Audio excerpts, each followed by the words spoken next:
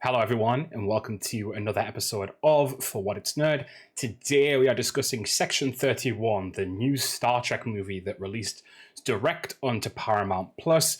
And there's a lot of thoughts on this one, I've got to be honest, because first off, let's address it as Star Trek, right? Does it feel particularly Star Trek?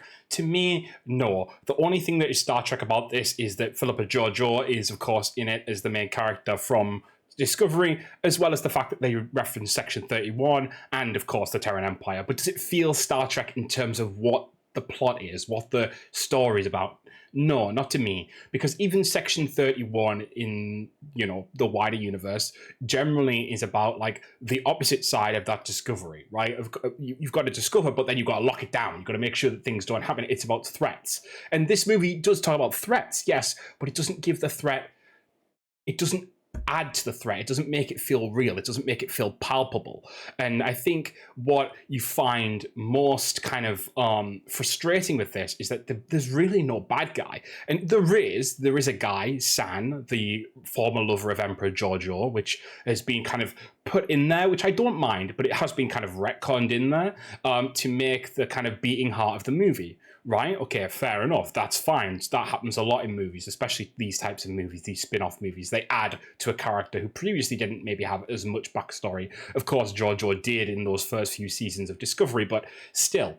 So you don't have a character, you don't have a presence from the Terran Empire really throughout most of the movie, so you know that there's a threat coming. But because they want to play who's the bad guy, what's going on here, they play with the audience as well, so the audience doesn't know, and it just cuts all tension because you don't feel like the threat that is actually going to face the universe is going to happen, especially because, and this is the thing, right? It's a direct to. It's not released in theaters. It's a direct to Paramount Plus movie. It's a direct to streaming movie, and so you know that really nothing that happens in it from the off is going to be sort of worthwhile. Let's say. Don't get me wrong. I think Michelle Yeoh is really good in this. Not at the beginning, admittedly, because I think they made it really that Madame de Frank kind of persona really I felt hindered what was good about Georgiou was good about Michelle Yeoh as Georgiou. It felt weird, and I felt like once she became Philippa again later in the movie, and the third act was quite enjoyable, especially when you started to get to know these characters, because I found myself liking these characters in spite of it. But really early on, there was a struggle, right? It's a struggle to watch, in all honesty. I at one point, I did even get out my phone. I wasn't interested in, like, nah. I thought, I'm done.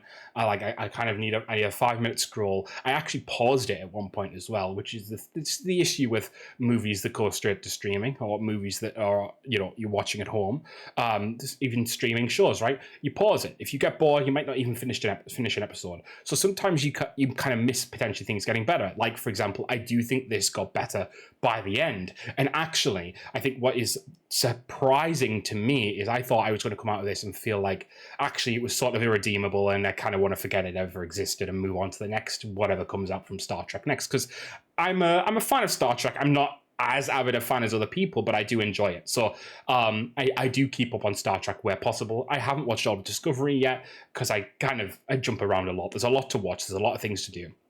So, but this, I was quite excited about, and I had been excited about since it was first announced. And if I remember correctly, it was announced as a TV show first, right? And that still feels there in terms of the show, in terms of the movie, should I say, because it feels like the show is like 3 episodes of a show stitched into a movie. It's very Moana 2 in that way, right?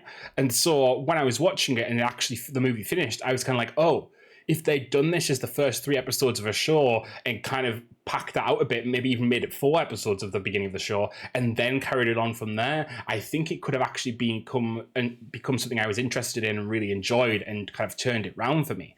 That didn't happen in this movie because it was all rushed.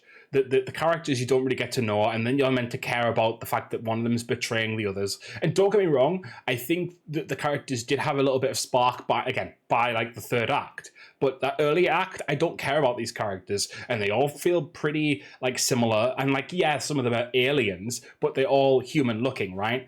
I feel like that kind of took away as well, because I feel like something that's so interesting to me in Star Trek is the amount of species that they've kind of created and collated that are different, and not like in a massive way, but like, you know, Andorians, Tellarites. Why are we not using a little bit more of those? Especially, I know it's earlier on in the timeline, but especially considering they're part of the Federation from the off.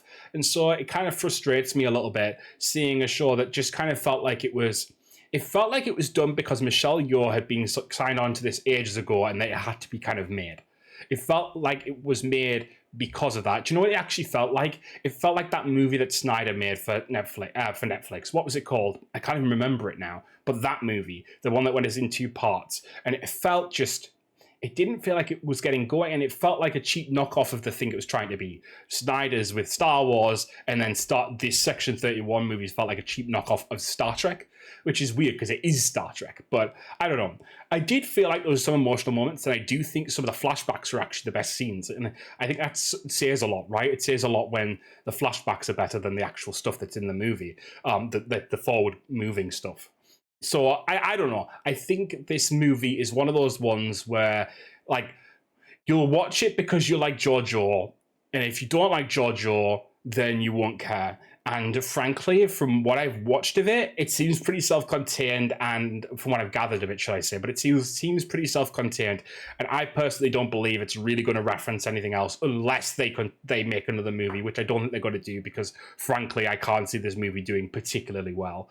It just felt like nothing. And then it felt like something, and then it was too late. You know, it's the last half of the movie. A lot of people have turned off by that point.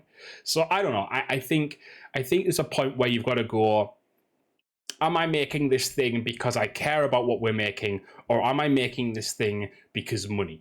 And I think this one started to go towards because money / because we've said we were going to do this. You know, whatever you say about Star Wars, and I do think they announce properties / movies too early because they usually end up cancelling a lot of those, which is really annoying in its own way. Whatever you say, at least they're cancelling things. At least they go, this isn't working, cancel it. Like, and maybe they're cancelling the wrong things, but still, I think the studio needs to sometimes have guts and say, well, this needs to be cancelled. And yeah, some people will lament it, but I think Section 31 should have been cancelled, and that could have been rolled into something different. The thing is, as well, is that if you get too deep, you've suddenly got more money that you've lost, and you want to retain it somehow or gain something out of it somewhere. So I get it in a sense, but it just felt like it feels like Section 31's time when it should have released has passed. Discovery has ended, as far as I'm aware. I think it's ended, right? Discovery's ended. So has like most of the Star Trek stuff that's happening right now, apart from I think Strange New Worlds is still going on, right? So like we're in a quiet Star Trek time again, and I feel like this just kind of like came out, and it's going to just kind of be swept away instantly. In my opinion, that's how I see it. I don't know if other people, if you disagree, if other people see it as a really good movie or whatever, let me know. I think most people will probably agree with me on this one, that essentially it comes off really badly. And it's strange because Michelle Yeoh, right? This is the thing I find with Michelle Yeoh, is Michelle is such a great actress, right? In a lot of good movies, just being in Wicked, which was an incredibly good success, and a lot of people enjoyed her in that. And then sometimes she picks the wrong, not necessarily picks, but is in these really weird things that go really badly. Like The Witcher show, where she was in, that was like set in the past. And then also this. And like, there's probably another few examples, but it seems like sometimes she really does just hit, like, she's a great actress herself, but sometimes she just gets into these bad movies. I don't know. It seems very Tom Holland-esque in a way, right? Tom Holland seems to be, he seems decent as an actor, and then like outside of his Spider-Man movies, really, there's nothing really to talk about, like, as yet. You know, that could change, of course, but like, I don't know. I just think some of these actors, like, just fall into these pitfalls of these bad movies. You're always going to end up being, some people are going to be in a bad movie, right? Because they don't really, they care, but they don't really care, because as long as they know they did their best in their role.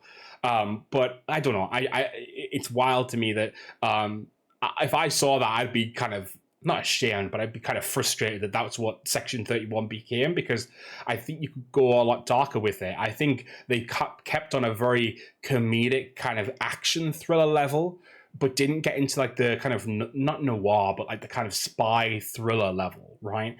And I think actually, and this is the crux of the issue, right? Argyle, the movie that came out last year, which wasn't a great movie, wasn't the best movie ever, did spy stuff better than this movie. I'm just being honest, just being real. I think that's the truth. And Section 31 is meant to be about hardcore spies, like spies even more, and like spies and assassins and covert operatives that are even more. They're like ruthless. They're like the worst of the worst. Speaking of which, Section 31 is not meant to be known to the wider universe, right? And then you have a Starfleet officer as one of the cast. I don't know about that one. I don't know that one. They weren't even known about really until Julian Bashir found out about them in Deep Space Nine. Before that, they were really like there was basically no record of them. So like I don't know. There's a lot of things to me that just didn't sit right with this movie. I think at the end, or I was kind of almost wanting more and kind of almost lamenting the show that could have happened. But really, I think for most people, this is going to be a miss. And if you are a Star Trek fan and you watch everything, then I would say watch it. Definitely, just so you know that you've watched it. Otherwise, maybe skip this one if you're just a more casual fan. That's how I'd see it. Anyway, guys, that is it for this episode. Nice, easy, simple one this time. But next week, we'll be looking at the Spider-Man show that's coming out, which also looks dubious, to say the best, to say the least, should I say. And we will see how that does. Very excited to see how that goes. Thank you guys for listening/watching, as always. And I'll see you soon for more. Bye, guys.